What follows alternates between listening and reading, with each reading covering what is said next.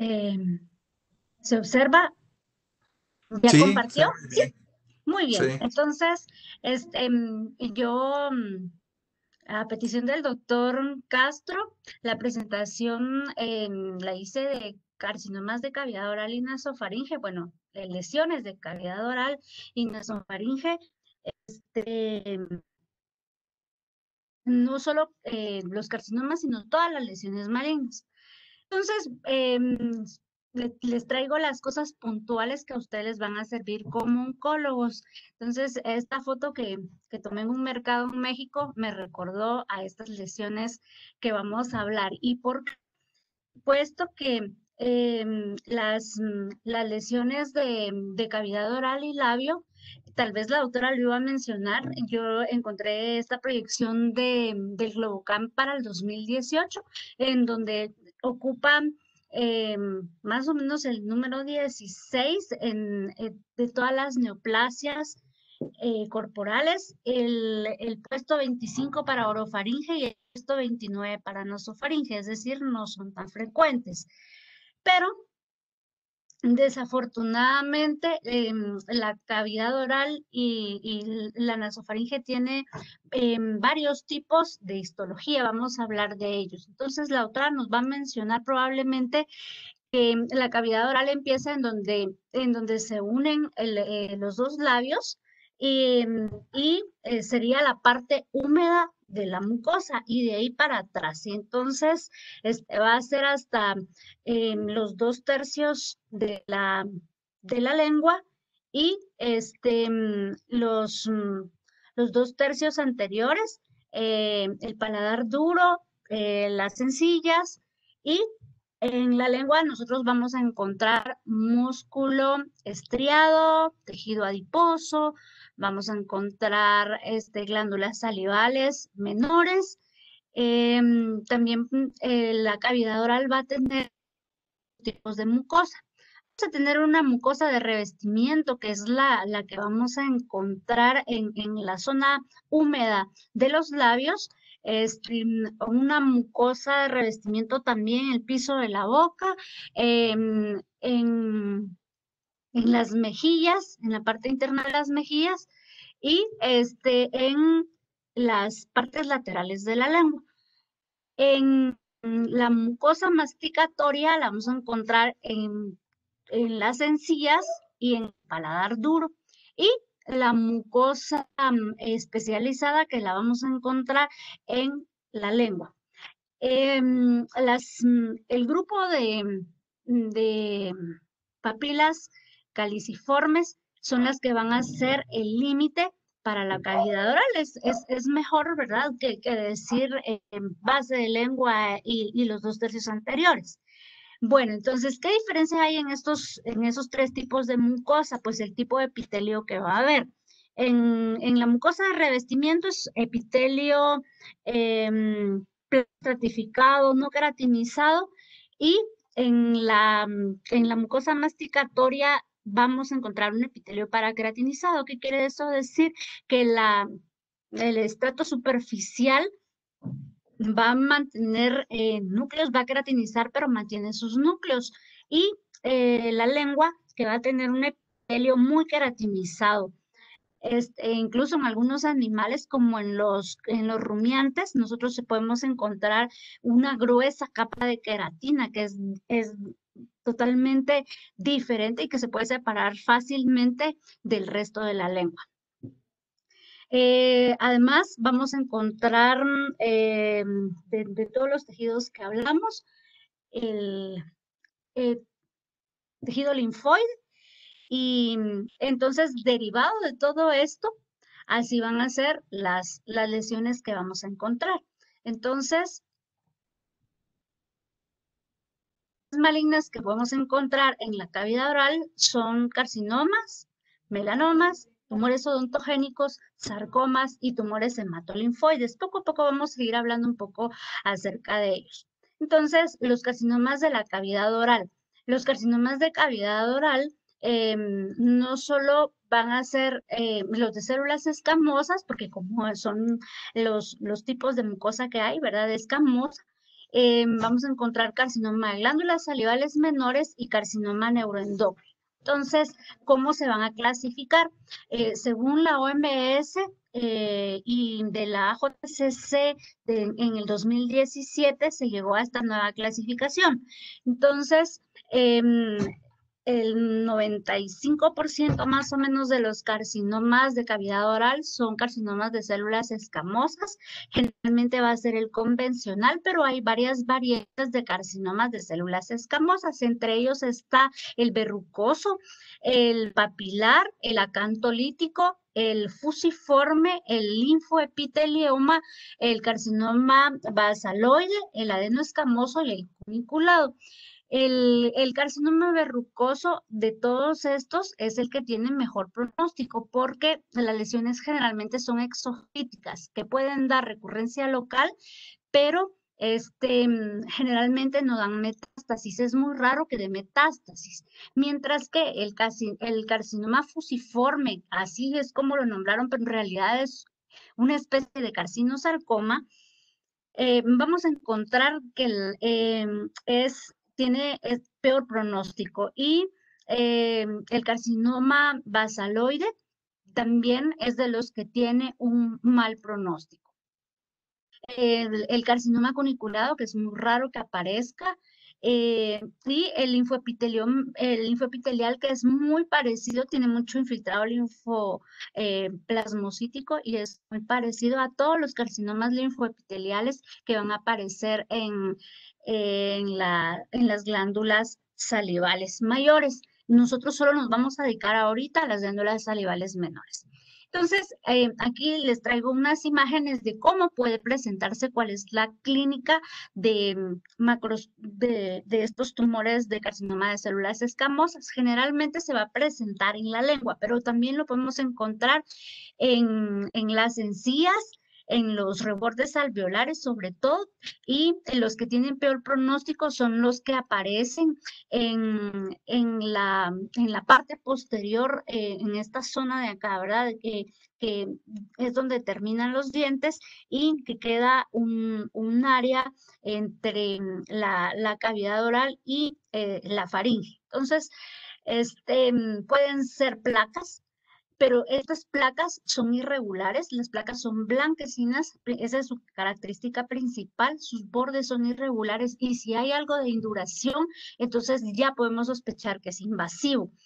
Se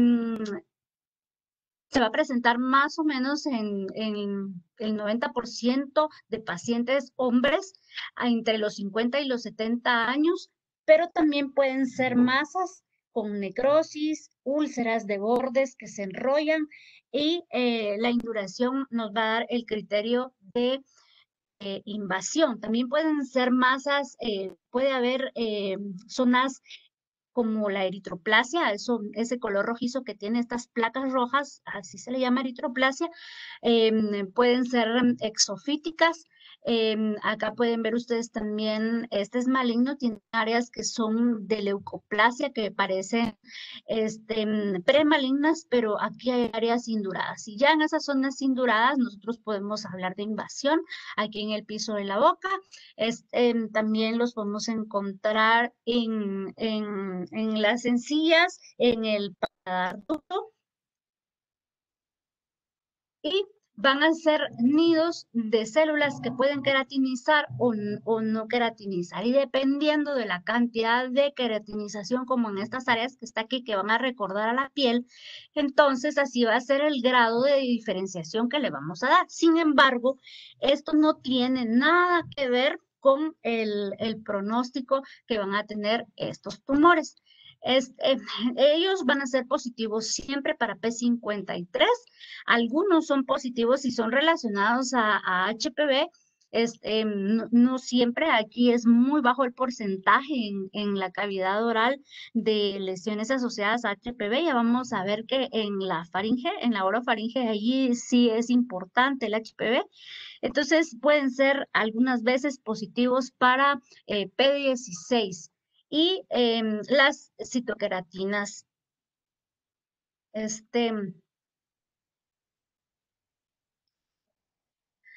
Muy bien, entonces ya habíamos hablado de que pueden haber algunos factores de riesgo. La doctora me imagino que va a mencionar los clínicos y yo les voy a hablar de los patológicos, que son la consecuencia de esos factores de riesgo, de exponerse a esos, em, a esas sustancias que pueden ocasionar lesiones premalignas, la leucoplasia que puede estar asociada al consumo de tabaco, no solo fumado, sino que masticado, la eritroplasia también, eritroleucoplasia, muchas de ellas son asociadas a cándida, fibrosis de la mucosa, disqueratosis congénita, esto sí ya tiene que ver un poquito más con los genes, el líquen plano y el lupus eritematoso discoide. A diferencia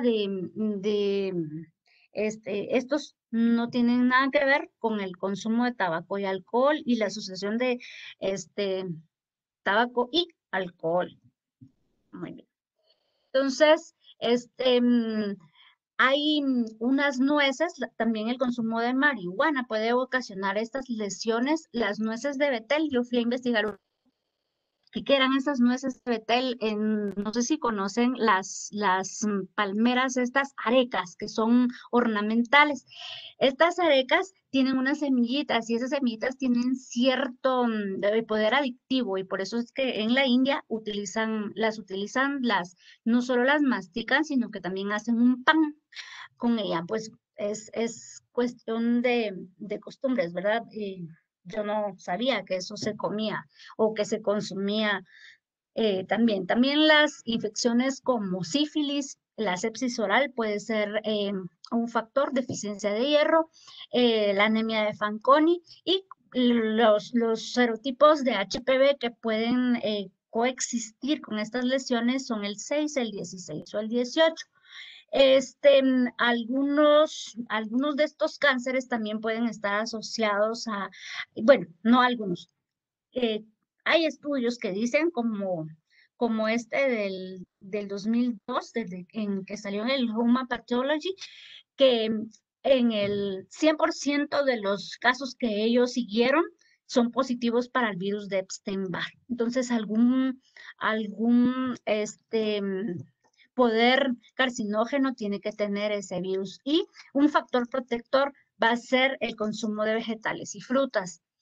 Este, mm, los carcinomas neuroendocrinos, acá los vamos a clasificar como bien diferenciado, moderadamente diferenciado y pobremente diferenciado. El pobremente diferenciado es de células pequeñas y también de células grandes y puede haber un carcinoma neuroendocrino combinado así la clasificación en realidad se combina con adenocarcinoma o con carcinoma escamoso, pero el pronóstico lo va a dar el grado de diferenciación neuroendocrina. Y los otros carcinomas son los de glándulas salivales menores. La nueva clasificación va a incluir al de células acinares, el adenoide, adenocarcinomas, entre ellos van a estar los adenocarcinomas de células basales. Ya vamos a ir hablando poco a poco de lo importante de cada uno de estos, como en el caso del carcinoma hexadenoma pleomorfo, el carcinoma indeterminado, el carcinosarcoma, adenocarcinoma de células claras, el cistadenocarcinoma, el carcinoma epitelial mioepitelial, el carcinoma secretor como muy similar al de mama, carcinoma mucoepidermoide, el mucinoso, mioepitelial, oncocítico polimórfico y el carcinoma del conducto salival. Cada una de estas lesiones va a tener de por sí su propia, su propio, ¿cómo pudiera decirse? Su propio potencial de malignidad. ¿Y cuáles son los que nosotros debemos recordar?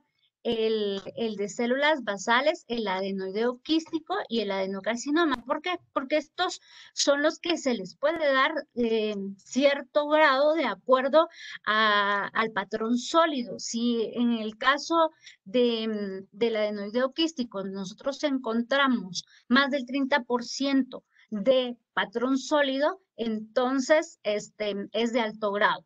En el caso del adenocarcinoma, vamos a ver los factores citopatológicos. ¿Cuáles son estos? Anaplasia, necrosis. Entonces, así es como, como diría el doctor Morales, mi anterior jefe, mi maestro, a ojo de buen cuero, nosotros lo vamos a gradificar. No hay una tabla o algo que nos especifique cómo gradarlo, ¿verdad? En el caso del carcinoma hexadenoma pleomorfo, también lo vamos a clasificar de acuerdo a su tipo histológico, si es de predominio de células acinares o si es de predominio del conducto salival. Además, nosotros podemos clasificarlo si es un único nódulo. Si es un único nódulo, entonces podemos clasificarlo como encapsulado, mínimamente invasivo y francamente invasivo. En el caso del mínimamente invasivo, vamos a ver que va a haber una ruptura o una invasión de la cápsula con un espesor de hasta 1.5 milímetros. Y pues por lo demás, cada uno de ellos tendrían ustedes que ir a revisar cuál es la conducta de ellos, porque realmente son esporádicos su presentación. Entonces, ¿qué es lo que ustedes le deben de exigir al patólogo? Ahora existen protocolos para la información de los carcinomas, entonces tenemos que estar en comunicación tanto con el cirujano como con ustedes. Entonces, eso es lo que falla bastante en nuestro hospital, porque acuérdense que el servicio de cirugía maxilofacial está en el 719 y a veces no tenemos acceso a radiografías, el sitio de la lesión, antecedentes. A veces se complica un poco el informe, pero en general, ¿qué es lo que debe de resumirles a ustedes el informe? Les debe de decir el procedimiento que le realizó al paciente.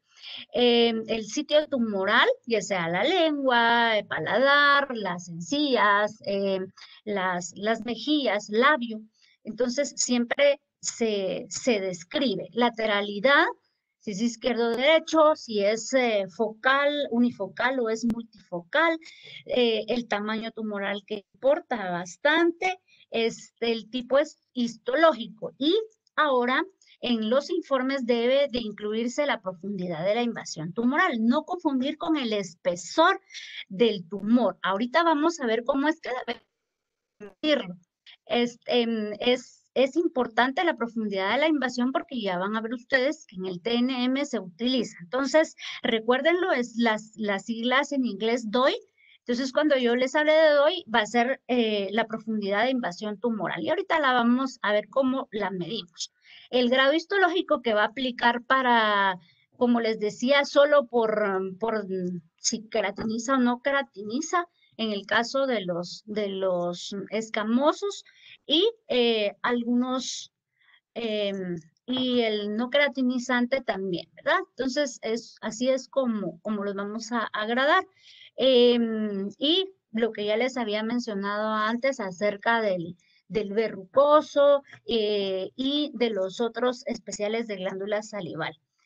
Siempre se debe mencionar la extensión tumoral, las estructuras que son afectadas por el tumor, los márgenes quirúrgicos.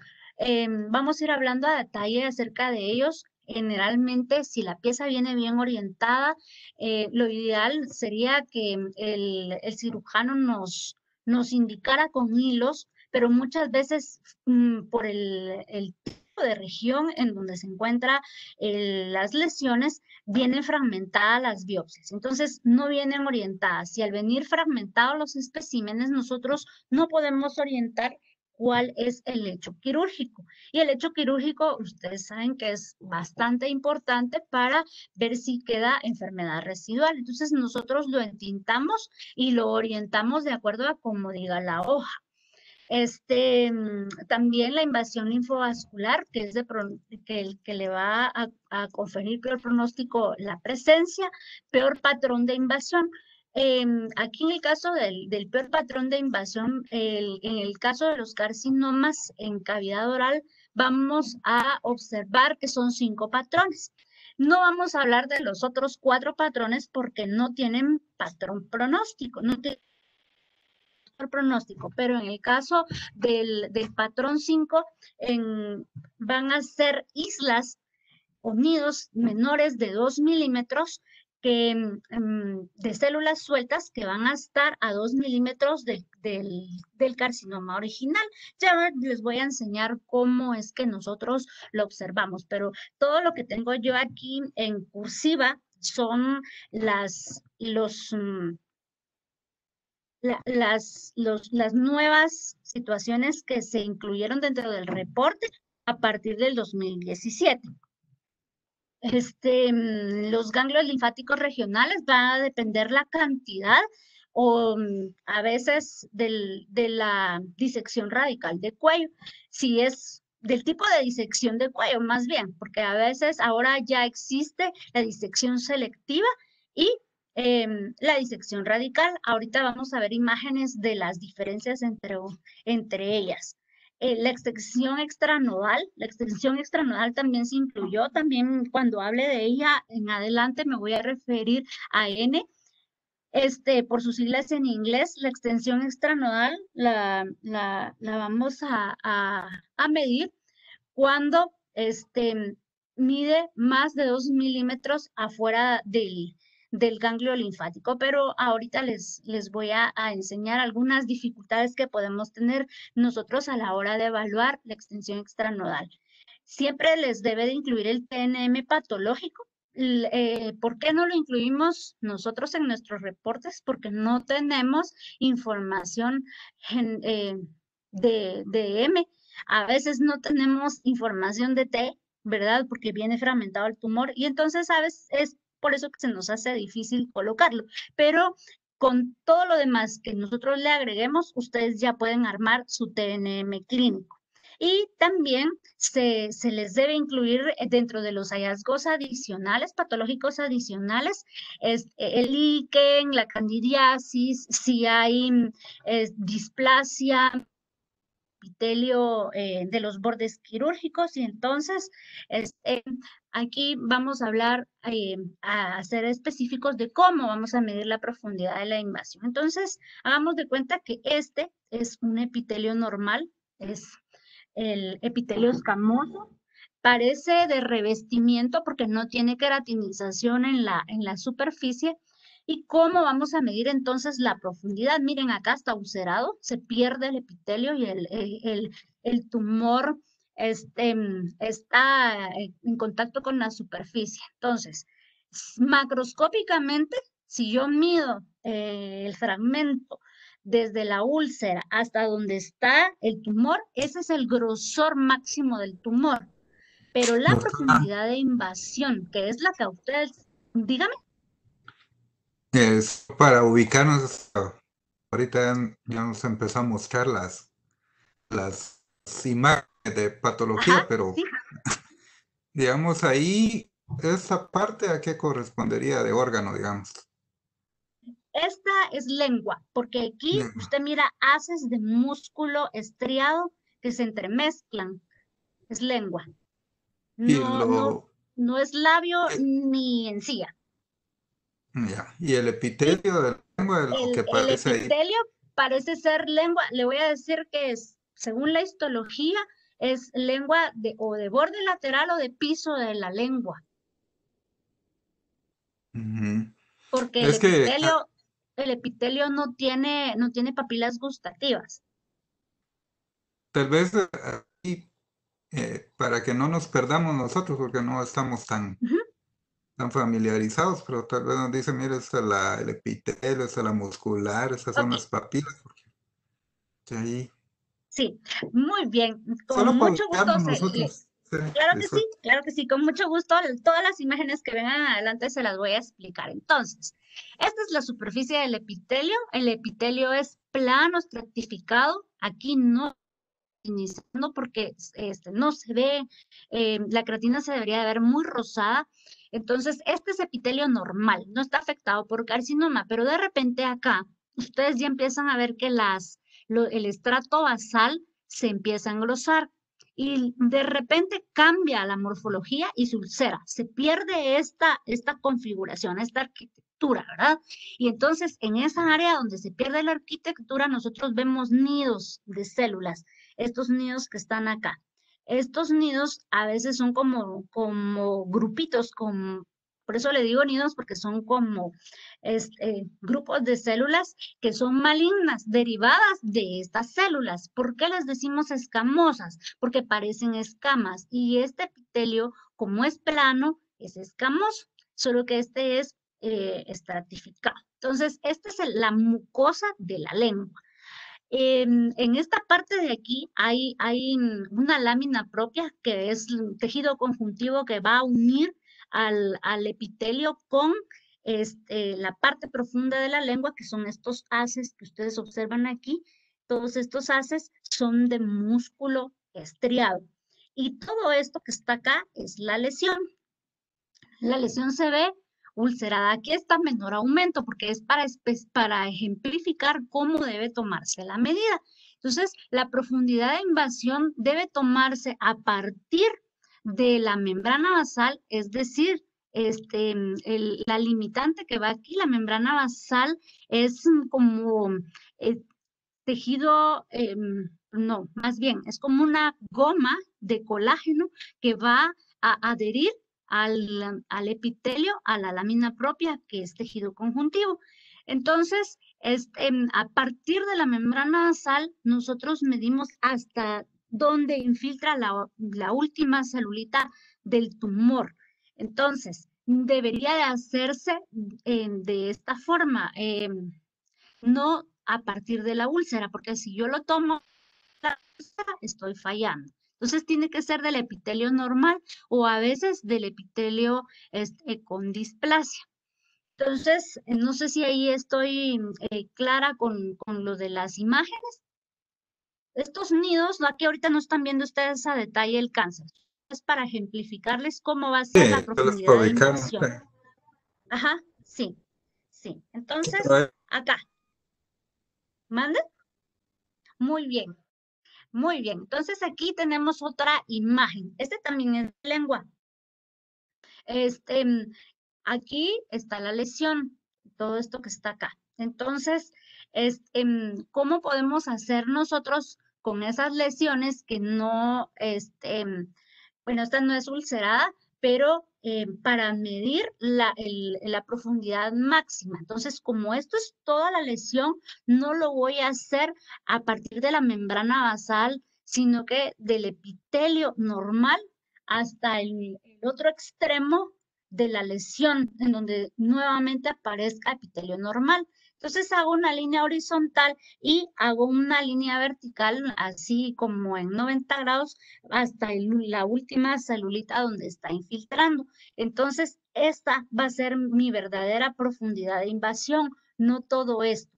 Si yo lo midiera desde aquí, el grosor de aquí, hacia esto de acá, estaría dándoles el grosor del tumor, no la profundidad de invasión, que es la que ustedes necesitan.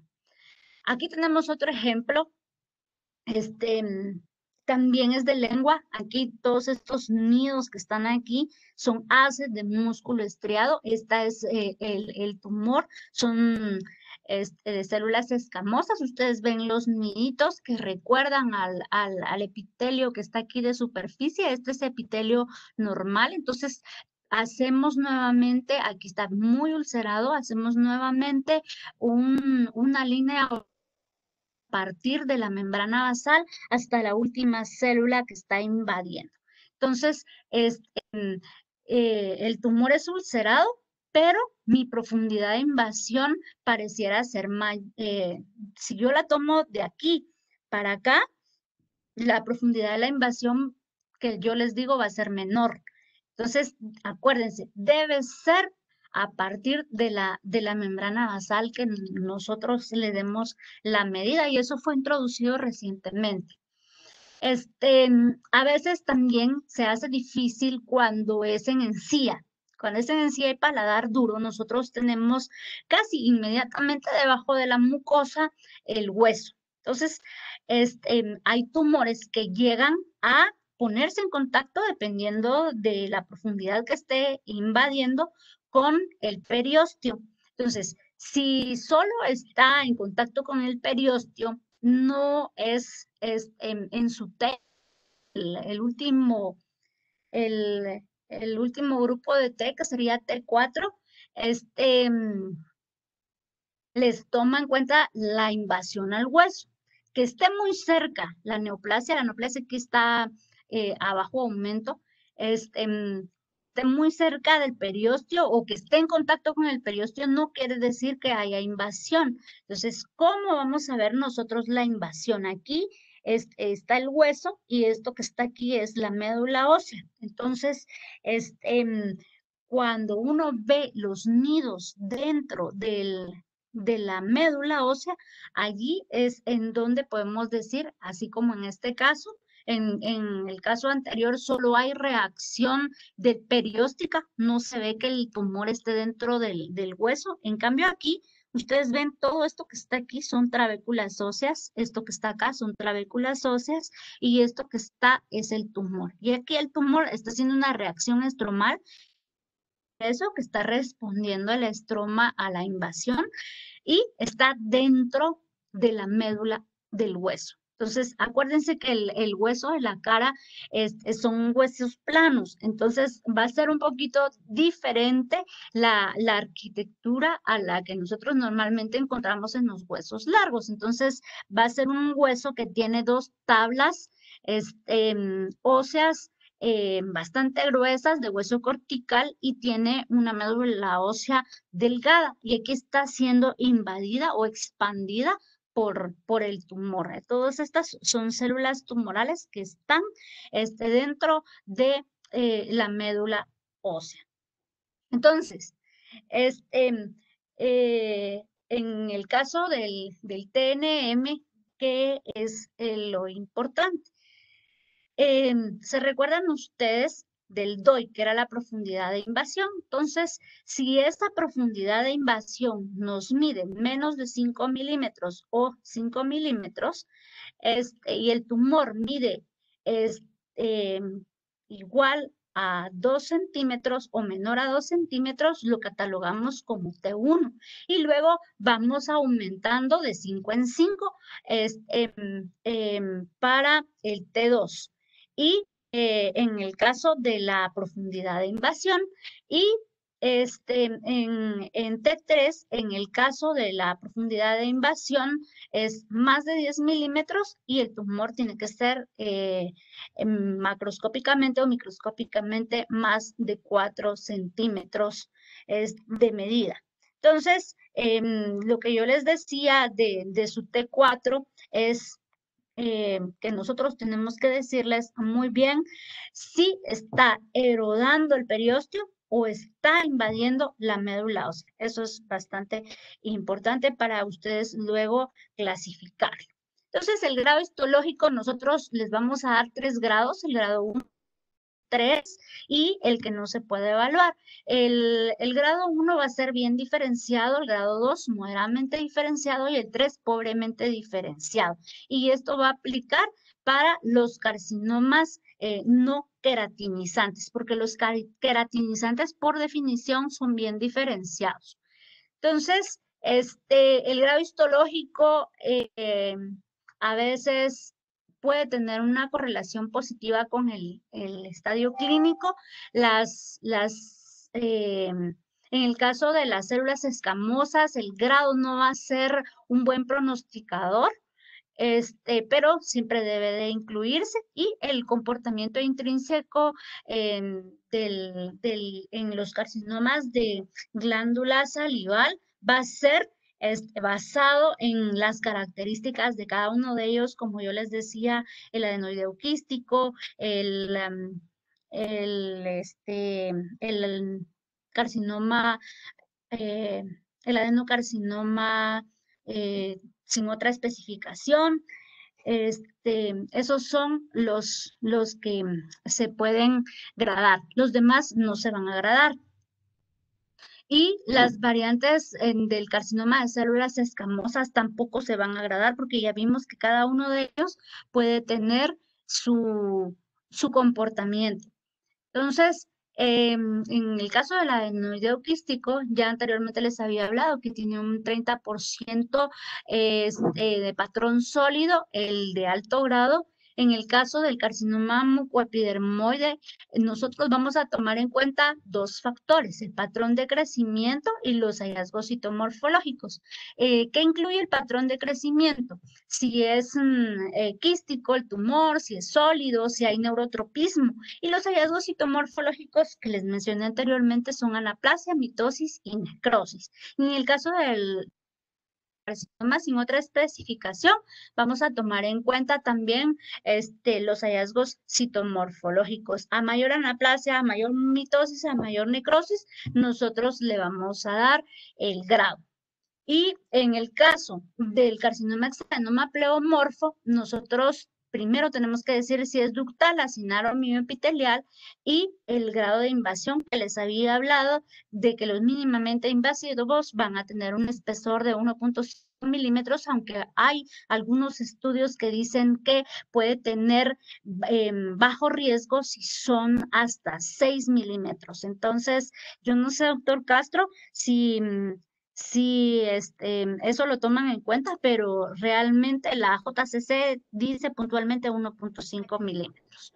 Los ampliamente invasivos que son bastante mayores y los intracapsulares que no son invasivos. Los márgenes de resección.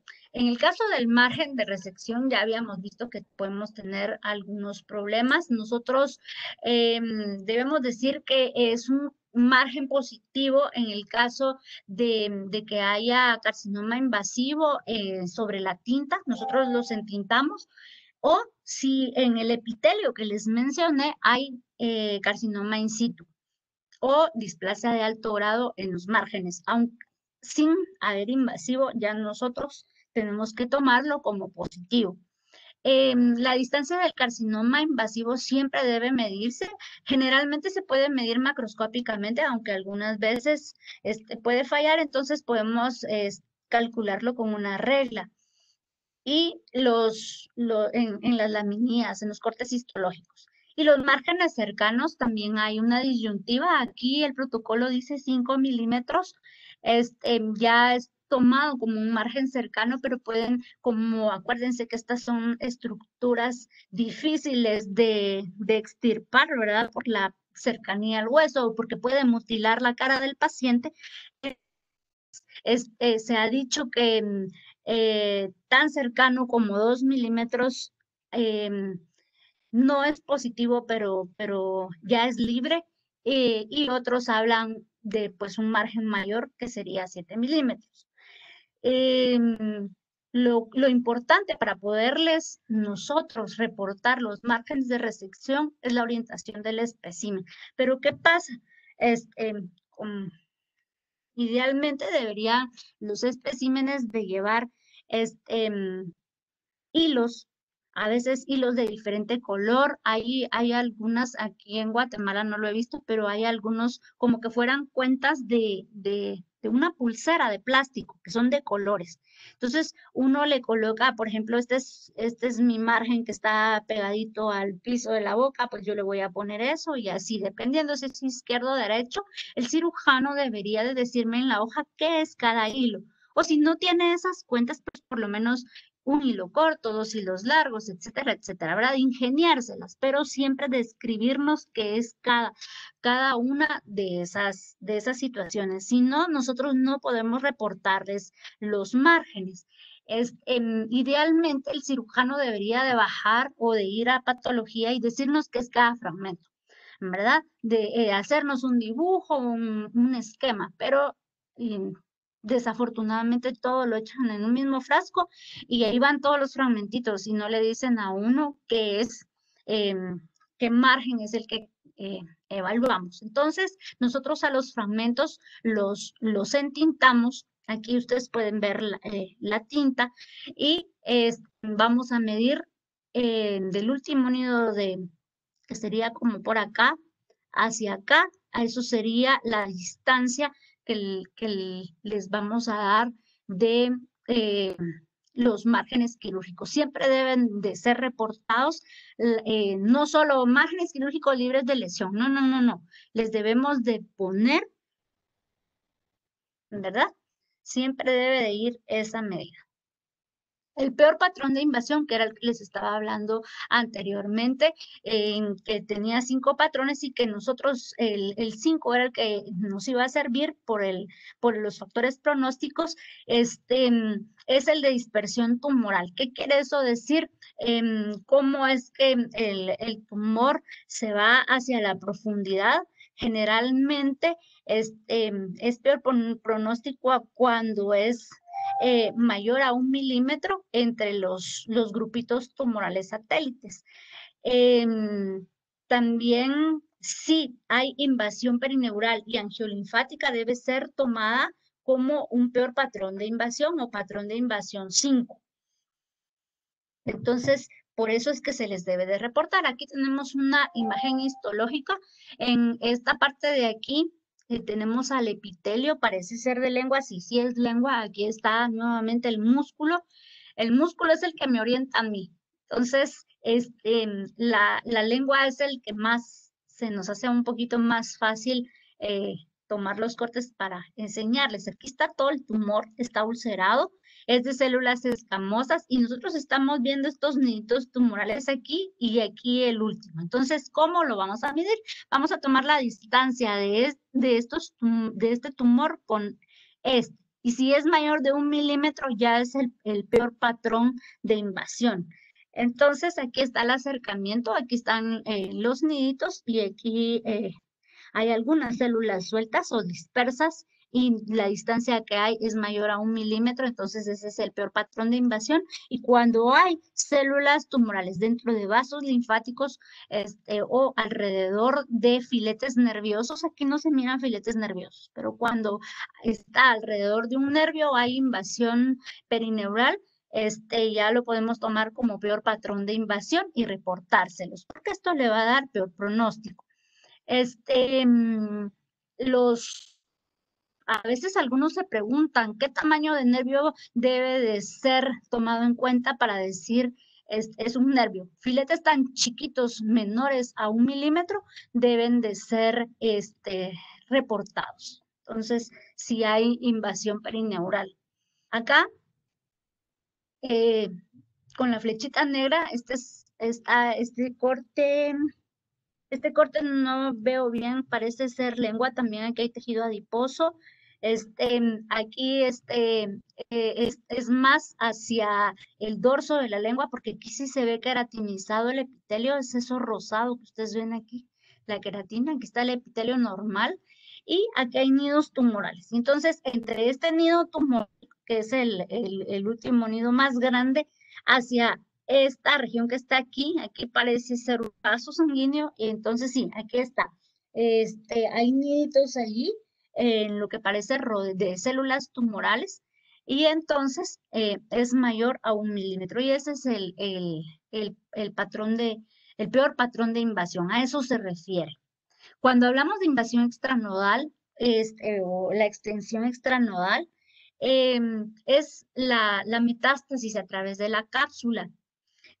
Que haya reacción estromal o no haya, pero si está atravesando la cápsula y mide más de 2 milímetros, entonces se sugiere medir esa distancia del grupito de metástasis dentro de la cápsula del ganglio, y esto nos va a dar peor pronóstico. Entonces, los depósitos a tejidos blandos es igual a un ganglio linfático con extensión extranodal. Entonces es un factor pronóstico desfavorable, y los ganglios sometidos a BAF nos van a dar problema porque hacen una reacción inflamatoria. Entonces se va a reemplazar esa arquitectura y nos pueden confundir, pero ¿qué tenemos que tomar en cuenta? Si son ganglios con unas metástasis muy grandes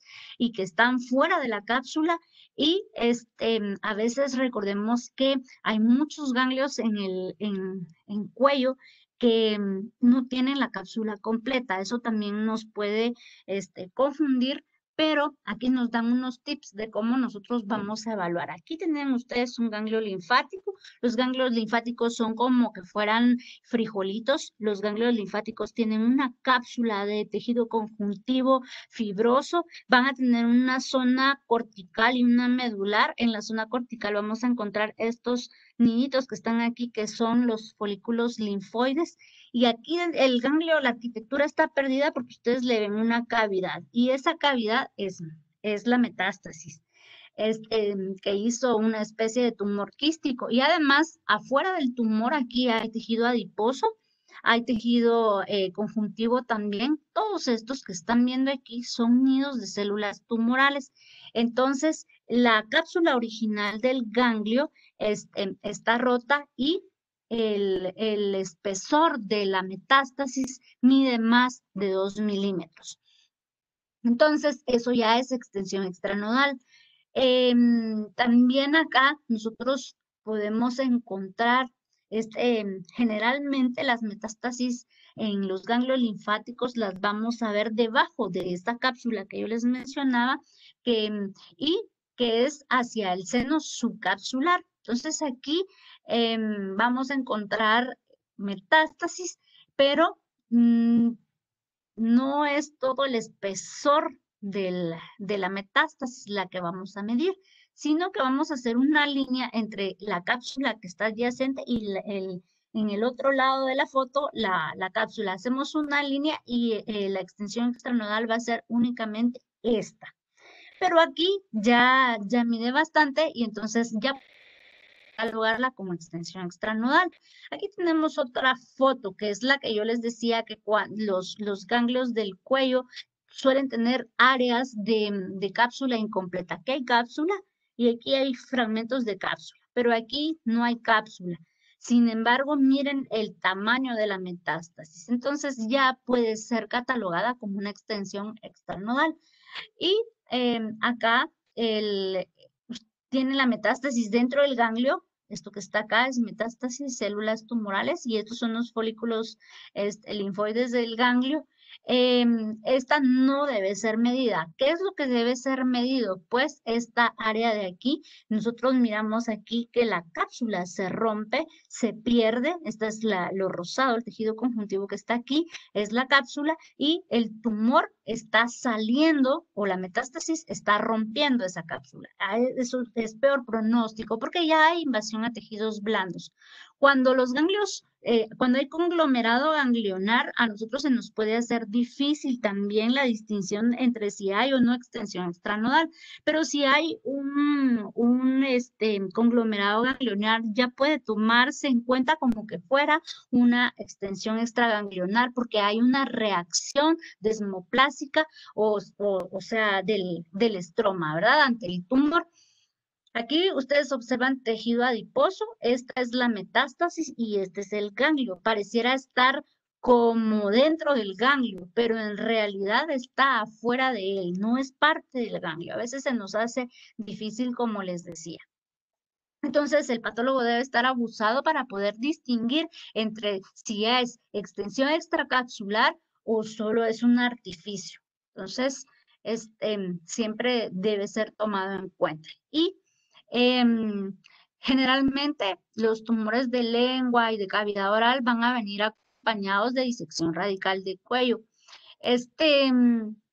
A ver, lo ideal sería que nos señalaran la pieza, pero a veces nos mandan las disecciones selectivas en donde mandan todos los ganglios metidos en un frasco y nosotros no sabemos dónde vienen. Lo ideal es que si es selectivo y ellos van a agarrar algunos de los niveles, nos digan en el frasco qué nivel es, ¿verdad? Y generalmente en el IC se reciben las disecciones radicales de cuello sin identificar. Si está preservada, si van sin vena yugular, ya no nos orientamos. A veces, si no lleva la parótida o la submandibular, tampoco nos podemos orientar. Entonces, si llevaran glándula salival mayor, nosotros nos orientamos. Pero lo ideal es que ellos nos hicieran un esquema, los cirujanos, de cómo van los ganglios. Entonces, todas estas son las disecciones que hay de cuello, la radical, que era la que se hacía con anterioridad, que se llevaba la vena yugular y fragmentos de esternocleidomastoideo. Ahora es una modificada que ya preserva la vena yugular, y la selectiva de cuello, que es la que le decía que lleva al menos los 5 niveles de disección tradicional. Van a haber otras como la posterolateral, la lateral, el de compartimiento central. Entonces, los cirujanos nos deben decir qué es. Así deberían de ir, como están, estas son las cuentas que yo les decía, ¿verdad? De colores que se les pueden poner a las piezas para poder identificarlas. Idealmente, si van en un cartón y va realizado el cartón y nos orientan qué es cada nivel, nosotros les hiciéramos mejores informes. A veces, pues, no podemos hacerlo porque nos mandan fragmentos sin identificar. Aquí están debidamente identificados, pero a veces nos mandan los fragmentitos así como están aquí, ¿verdad? Sin decir qué es cuando son selectivas. Entonces, debe de haber comunicación que a veces, pues, no existe. Entonces, ya vimos que la extensión extranodal es importante para la categoría patológica, ¿verdad? Para las metástasis, ¿verdad? Para decir el N, para este, darle su grado. Entonces, es importante. Yo imagino que ustedes van a hablar después del desglose de esto, si me meto a hablar de cada una de ellas, no vamos a terminar nunca. Entonces, solo para que vieran que estaba incluida la extensión extranodal, ¿verdad? Entonces, y cómo es que nosotros la debemos de medir. Entonces, el doctor me había pedido de nasofaringe, pero les vamos a hablar, les voy a hablar de faringe. La faringe se va a dividir en tres, la doctora nos va a hablar de las regiones. Está la nasofaringe, que en realidad empieza en donde está el orificio de la trompa de Eustaquio. A partir de ahí es la parte posterior de la nariz, ¿verdad? Esa es la zona nasofaringea. El epitelio que va a tener generalmente es respiratorio y en algunas áreas va a ser escamoso. Entonces, dependiendo de eso, nosotros vamos a encontrar las lesiones, ¿verdad?, que hay en esa área. En el caso de la orofaringe, es la base de la lengua. Vamos a encontrar las amígdalas, tanto adenoides como las amígdalas faríngeas, y las paredes de la orofaringe, que son posteriores, y la hipofaringe, que las lesiones de la hipofaringe son muy parecidas a las de esófago y laringe. Entonces, ya vamos a ver cómo las vamos a clasificar. Entonces, la orofaringe va a incluir todas esas estructuras: el paladar blando, las amígdalas palatinas, los pilares amigdalinos, las fosas amigdalinas, la úvula, base de lengua, la vallécula y la pared orofaringea posterior. Entonces, en el caso de la nasofaringe van a ir las amígdalas nasofaringeas, trompa de Eustaquio y la fosa de Rosenmüller.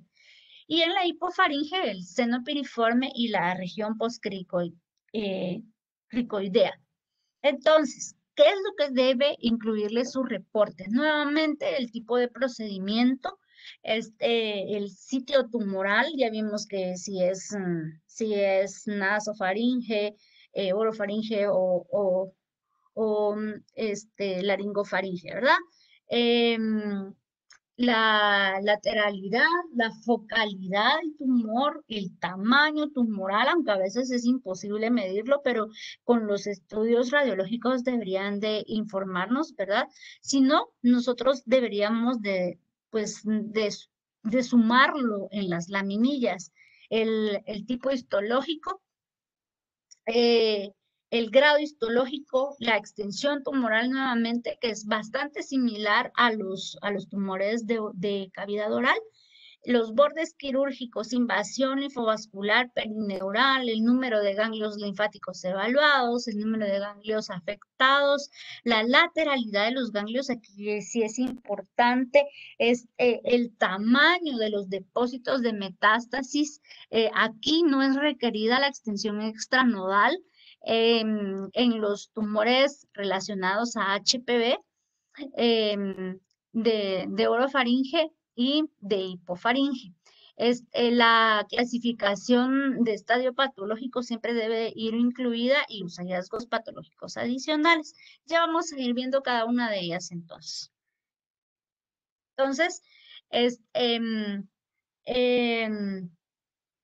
aquí lo repetí, el tipo histológico,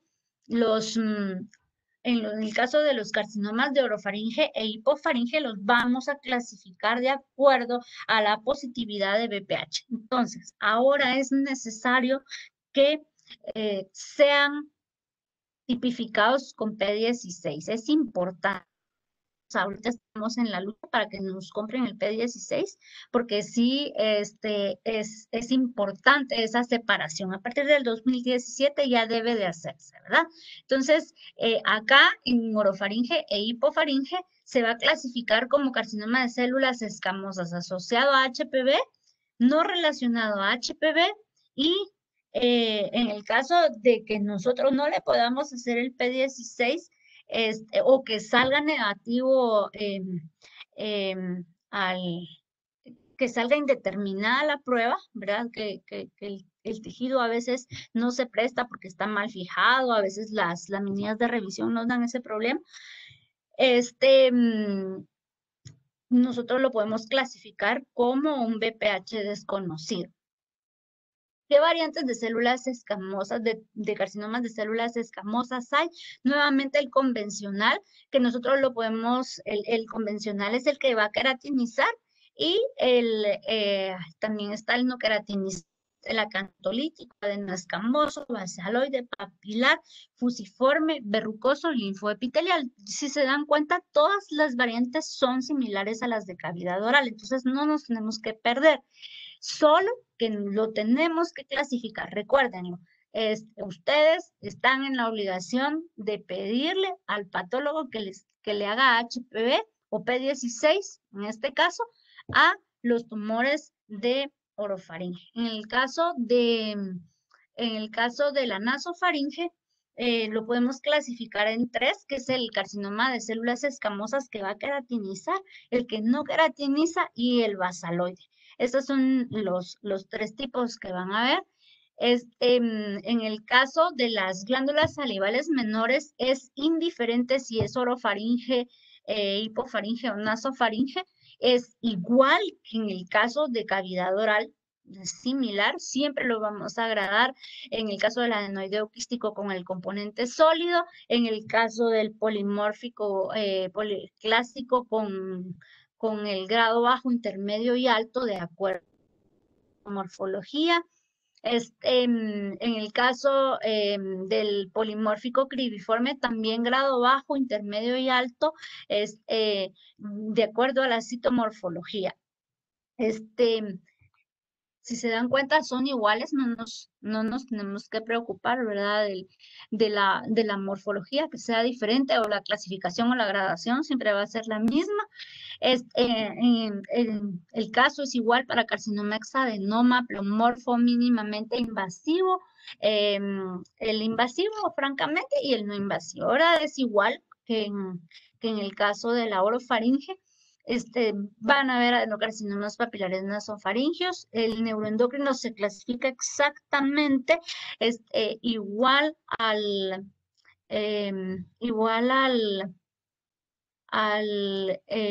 de cavidad oral, si es de células pequeñas relacionado o no relacionado a HPV, si es de células grandes relacionado o no relacionado a HPV, y acá pues también toma en cuenta a los melanomas. También en cavidad oral podemos tener melanomas, y el melanoma, ya vamos a ver que a diferencia de los de piel, pues lo vamos a gradificar diferente.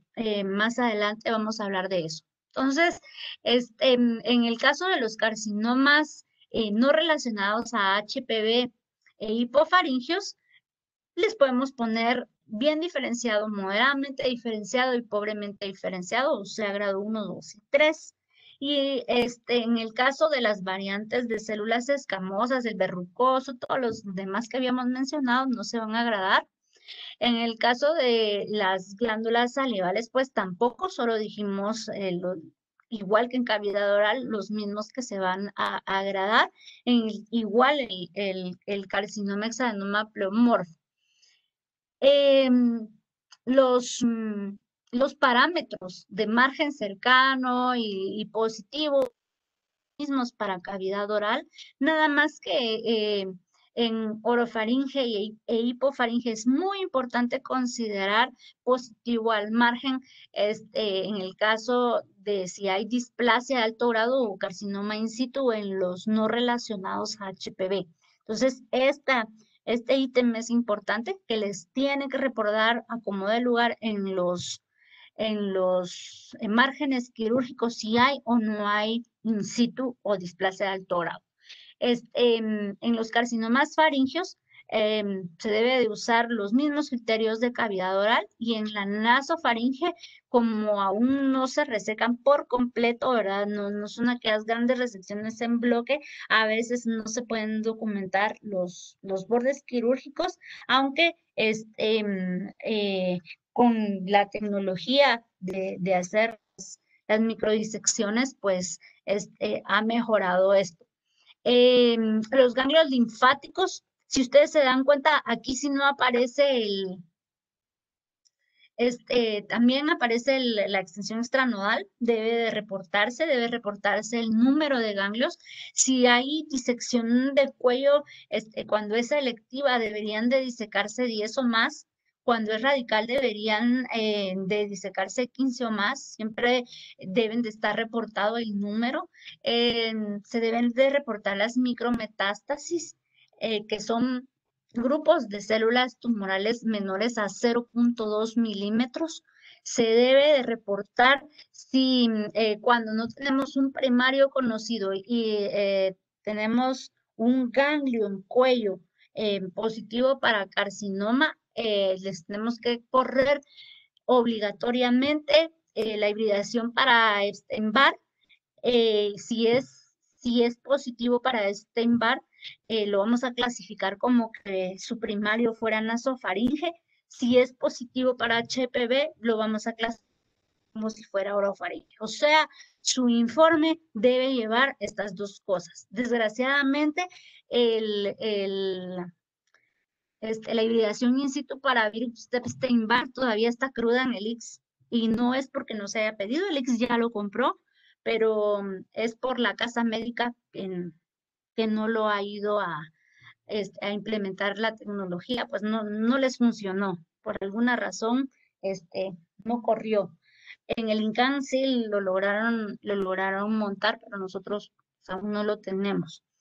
Los carcinomas de faringe son de alto riesgo de diseminación a ganglios linfáticos y siempre debemos de medir el tamaño de la metástasis y reportarlo. Entonces, eso es importante, medir el tamaño de la metástasis, no el tamaño del ganglio, ¿verdad? Porque generalmente nos confundimos y les damos el patólogo puede confundirse, no leer bien esto y les da el tamaño de todo el ganglio linfático. Les debe dar el tamaño de la metástasis, ya sea que se logre medir macroscópicamente, pero si no se logra, entonces medirlo con las laminitas.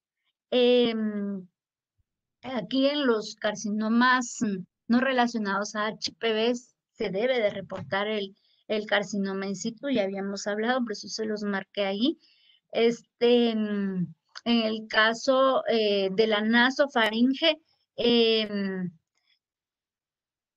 decir si es positivo para hibridación a Epstein-Barr debería de marcarse, ¿verdad? se les debería de reportar. Y en la hipofaringe, también vamos a tomar en cuenta eh, el tamaño de la misma forma que en el caso de la orofaringe. Entonces, en el caso de los carcinomas de orofaringe relacionados a HPV, también hay ustedes, yo no sé si ustedes andan sus manualitos para ver de dónde es, por eso es que es muy importante el sitio. Si yo le reporto el sitio o si el cirujano nos dice de dónde es la biopsia y además mandan un ganglio con metástasis y yo le digo, si tiene HPV o no es HPV, es para que ustedes logren hacer su TNM de la mejor manera. Entonces, eso es relacionado a los carcinomas. Ahora nos quedaron algunos tumores como los carcinomas odontogénicos. Estos también son de cavidad oral. Son extremadamente raros, por eso los dejé de último cuando ya estuviéramos aburriditos. Generalmente van a afectar la mandíbula, pero algunas veces pueden afectar el maxilar superior, como en el caso del carcinoma de células fantasmas, que es ahí donde más se presenta. Son de alta recurrencia local, pueden dar metástasis a ganglios linfáticos, pulmón y hueso. Generalmente se dan personas en promedio de 60 años, pero hay casos como por ejemplo el ameloblastoma metastásico que puede presentarse entre 8 a 86 años. Entonces, su reporte siempre debería de llevar el procedimiento, el sitio tumoral, la lateralidad, el tamaño del tumor, el tipo histológico y recordar que como son del epitelio odontogénico, estos carcinomas van a ser dentro del hueso. Algunas veces rompen hueso y van a salir al epitelio, pero a la mucosa, pero normalmente van a estar dentro del hueso. Siempre les debemos de reportar grado histológico, necrosis, extensión de la invasión perineural y linfovascular, porque son factores de mal pronóstico, y los márgenes quirúrgicos. En el caso de los carcinomas odontogénicos, esta es la nueva clasificación que tiene la OMS para el 2017. Yo recuerdo que cuando yo era residente, era un libro extenso para la clasificación de los carcinomas odontogénicos, pero la OMS se ha dado la tarea en muchos de los tumores de simplificarnos la vida, ¿verdad? Y entonces nos lo deja como carcinoma meloblástico, primario intraóseo, carcinoma odontogénico esclerosante, el odontogénico de células claras y el odontogénico de células fantasmas, el carcinosarcoma odontogénico y los sarcomas odontogénicos.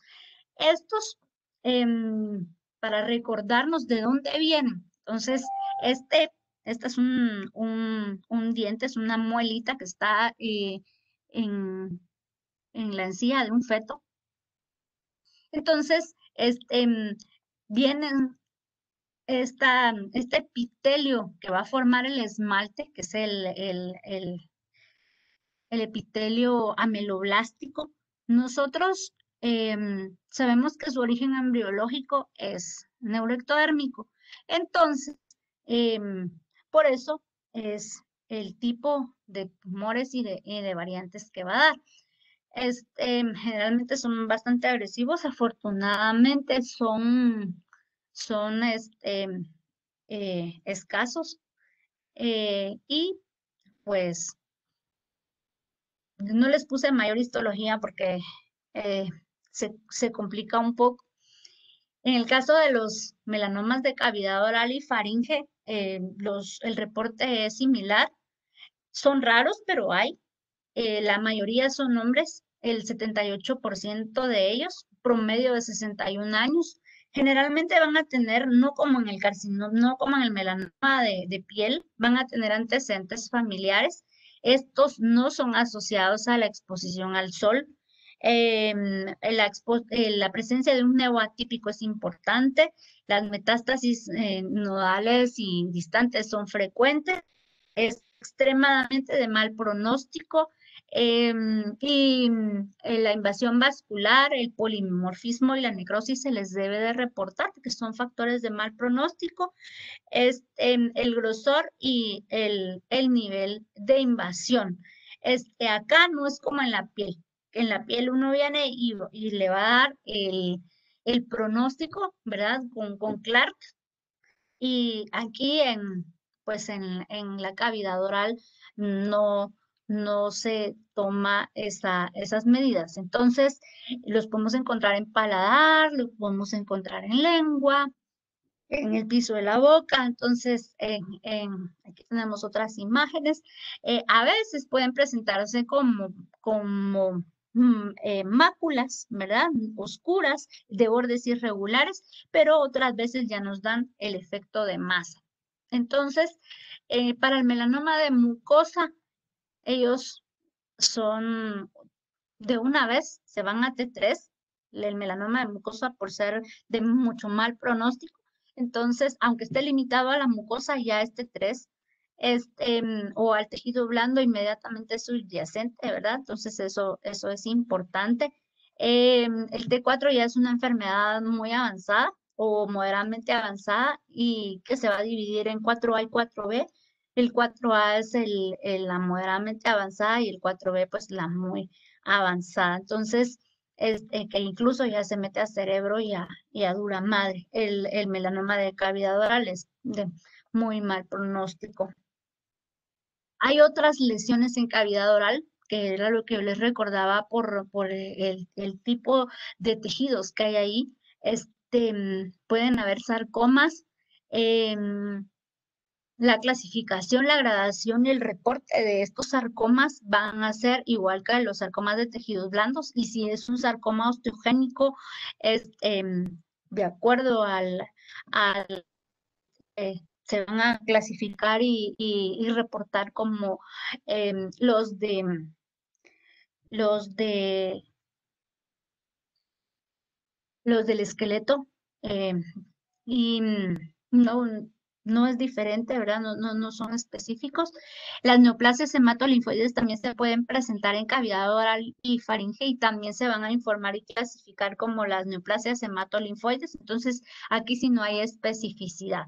Entonces, esta es mi participación. No sé si logré llenar el objetivo, que era que ustedes conozcan los hallazgos histológicos y cómo deben de ir los reportes, y qué es importante que debe llevar su reporte en el caso del HPV, ¿verdad? El P16, el Epstein-Barr, y que serían de las cosas más importantes para que vayan incluidas dentro de su reporte. Eso es todo. Sí, gracias, doctor. Sí, gracias. También fue maratónica la que se echó, doctor, una revisión de todos los tumores. Nos sacó de muchas dudas ahí, sobre todo, y eso así es de tajante, doctora, si es Epstein-Barr, es naso, y si es, no, ¿cómo es? Sí, si es Sí, si es Epstein, Epstein-Barr es nasofaringe, y si es HPV papiloma. es de orofaringe o hipofaringe. Pues los últimos reportes dicen sí, debe de incluirse, porque sí, lo más seguro es que así sea. Hasta una división le hacen a uno, así como una línea horizontal en los tumores de cabeza y cuello. Eso fue discutido en la JCC. Hay una página en Facebook que se llama tumores de cavidad, no, cabeza y cuello, tumores de cabeza y cuello. Es una revista, y ahí está toda esa revisión que les hice, con bonitas imágenes, por si quieren hay algunos detalles que uno puede obviar. De hecho, de ahí saqué todos los artículos, este, y pues están gratis. Entonces pueden hacer su revisión si algo les quedó, o si ustedes quieren los artículos, también con mucho gusto me los piden y yo se los mando. Gracias, doctora. ¿Tienen algún comentario, jóvenes? Sí. Sí, hola doctora, buenas tardes. Luis Orellana es mi nombre, con una duda. Hola, Liz. Como el factor higiénico bucal sí está asociado a este tipo de neoplasias, en Sí. cuanto a los tratamientos en los dientes, por ejemplo, implantes o coronas, como en algunos casos creo que causan reacción inflamatoria, estos son un riesgo para, pues para que aparezca en las encías el cáncer o no está relacionado. No lo, fíjese que no está relacionado porque no lo mencionaba, solo menciona la sepsis oral, Ah, ok. independientemente del tratamiento o no tratamiento. Yo me imagino que si uno se hace un tratamiento, pues no más, donde más lo asocian es a candidiasis, a sífilis y la sepsis que nada más, y el masticar tabaco, fumar marihuana, consumo de alcohol. Ah, ok, muchas gracias.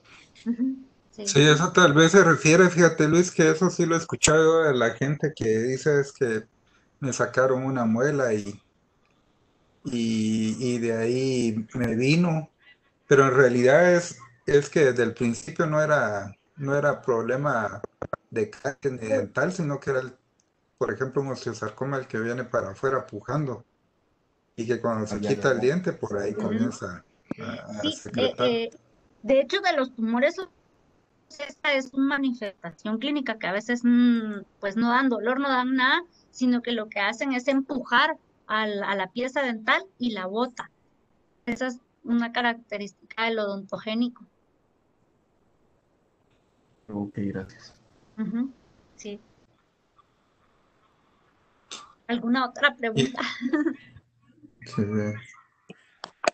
y, Sí, y a ver, alguno de los residentes, ustedes tienen una úlcera en la boca, ya sea en el carrillo, en la lengua, en el labio.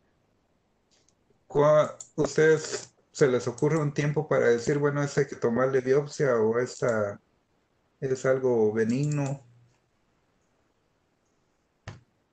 ¿Cuánto tiempo digamos, de la lesión? de perdón, digamos que de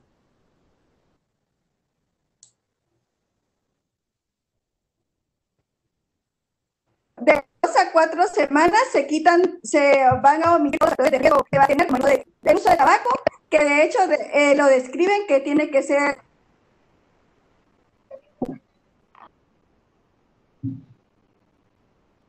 se toma una biopsia, así escrito. Ujú. De 2 a 4. Sí. Nosotros más bien le ponemos unos Semanas. días, ¿no? Sí, unas 15 días. Una úlcera que no cicatriza en 15 días en la boca, Sí. por ella, sí. Y aquí lo que mencionaba era que si ya había induración, ya, más seguro es que ya hubiese infiltración. Sí, sí. Ujú. Pues, doctora, la Sí, liberamos. yo tengo, Hoy es pero, viernes. Sí,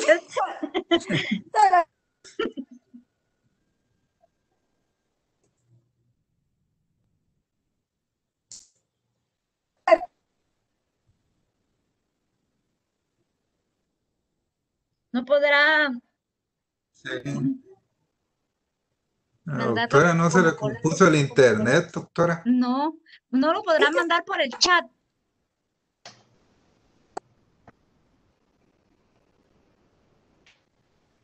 No le comprendí la pregunta. ¿Usted se la comprendió, doctor? Que si el Porque aquí TNM es NM, sí,